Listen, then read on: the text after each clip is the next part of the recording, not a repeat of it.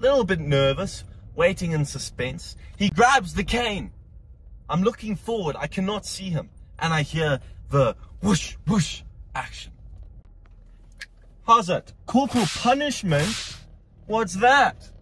Frowned upon, in fact, by many the nation globally, it seems like nowadays. However, where I'm from, it's kind of our bread and butter.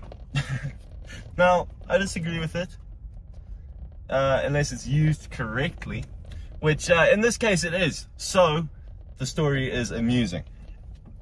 Now let me take you on a little bit of an adventure and my experiences with such disciplinary actions. So where I'm from, corporal punishment is pretty much built into the system of education, and only of very recent has it been actually extinguished and no longer allowed. However, while I was still being educated in the schooling system, which is a completely different topic, but you know, very frowned upon as well, your boy, you know, he came into one or two situations involving the law. Now, not the law in terms of policemen, you know, those baddies, but in fact the law in terms of school disciplinary actions. Now, as a young lad, I was quite a quiet boy. I didn't really stand out much at school. In fact, I didn't stand out much at all throughout the whole of my schooling experience. I kind of lingered around. I had a good friend group. We did our own thing. It was brilliant. So, obviously, we weren't exactly nonsense-free, so to say. So we had a quad, right, where all our classrooms were. A quad is essentially a big concrete slab in the middle, and then balconies that surround it with the classrooms in it. 2 stories. Alright? Now, well, it wasn't a common occurrence for us to all be on the balcony. One of our friends summoned to the disciplinary man's office, and from the balcony we would all stay quiet, hush, listen as he walked into the disciplinarian's office, and we would hear followed by the screams and cries of our fellow friend. It was quite the amusing event, to be completely honest with you. Going to an all-boys school, in my opinion, it was rather called for. You know, you got to keep the boys in line, because we got up to some mischief. Now, that being said, it wasn't a shock to be beaten. However, for me at least, I had never been disciplined in the sense of at school. Now, this is purely because I stayed in the back. I kept quiet, I did my work, and I didn't really show face much. The ideal student, some might say. Now, towards my second last year of senior school, which I don't know what it would be in American terms, or anywhere else in the world, I would have been 17. No, I would have been 16, in fact. Me and a couple of my friends, well, actually me and all my friends and the extended friend group, had enough of one of the disciplinarian teachers. Now, this was due to our very strict code of conduct in regards to haircuts. So, as a result, we all decided to rebel. However, our rebellion was not so rebellious. In fact, we just all decided to shave our heads, and really all we did was apply to the code of conduct more. So, technically, we did them a favor. However, the reason I bring this up is, in my belief, this is the reason Benji got put on the maps of a student at my school. A student, in fact, who would rebel. A student who would be caught out doing naughty things. So, now that I was on the map, teachers were more aware of me. They knew who I was. They roped me in with a group of people. These people being my friends, who, we always got up to mischief together. However, we rarely got caught. Now, as a result, I found myself one day in geography class. As usual, I'm in the back of the classroom with my friends, talking. And to be fair, Me and my friends were on a short stick in terms of the patience of our geography teacher, mainly because we pretty much got up to nonsense, causing chaos and being way too loud and not doing our work half the time. Now, that is a fun schooling experience. However, for the teacher, I can see the issue. But for 16-year-old Benji, not an issue at all. I quite enjoyed it, in fact. It might, in fact, have been one of my favorite classes purely because of the amount of nonsense we got up to and the little amount of work we did do. Now, one of these geography teachers, in between a double lesson, which meant it was 2 hours, hence we had a break between after an hour. And in this break, it was very common for people to eat a little bit of their food.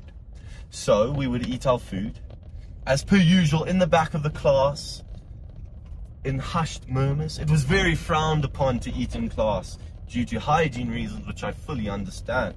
However, as the rebel I am, there I was, pulled out my lunch bag, unzipped it, and took out a couple water biscuits. I know, the food of champions. Believe it or not, I had not quite discovered the benefits of eating nutrient-filled foods yet. So water biscuits were a pretty common dietary choice for young Benji. So there I am, munching away, one biscuit in, crunching, chewing, happy days, all my friends digging into their own food. It's a blast, it's a food party without the pizza and the Coke. It was just great, good times, good vibes. We're chatting away, comparing our Clash of Clans bases, you know, Heyday, all the good things, because we had a competitive Heyday and Geometry Dash phase. I believe it might have been during that, or it was Clash of Clans, one of them. That's a detail that doesn't really need to be known, to be fair. So there I am, munching on my water biscuits, taking all the saliva out my mouth, and, you know, showing off my weekend's worth of work in Clash of Clans. All the bases I raided, the new upgrades I'd managed to achieve. Now, it should have been expected that the teacher would not be happy with this, and we knew that. However, unlike my friends who got a brief warning and got told to put their food away, I had the same, and I did such. I'm not stubborn. I know when I'm in the wrong. I put my food away instantly. However, I'd just taken a luscious bite out of my second water biscuit. And as you may know, and as I hope you act, you do not waste upon the luscious goods of the land. You do not waste a precious water biscuit, freshly turned into like that horrible paste in your mouth. So the teacher looks at me and she says, "Why are you chewing?" And I, with a mumbled voice, because my mouth is full, say, "I'm finishing my food." Not in a disrespectful way, but purely a statement, alright? Naturally, she tells me to spit it out, which I, to be fair, had quite the attitude problem towards.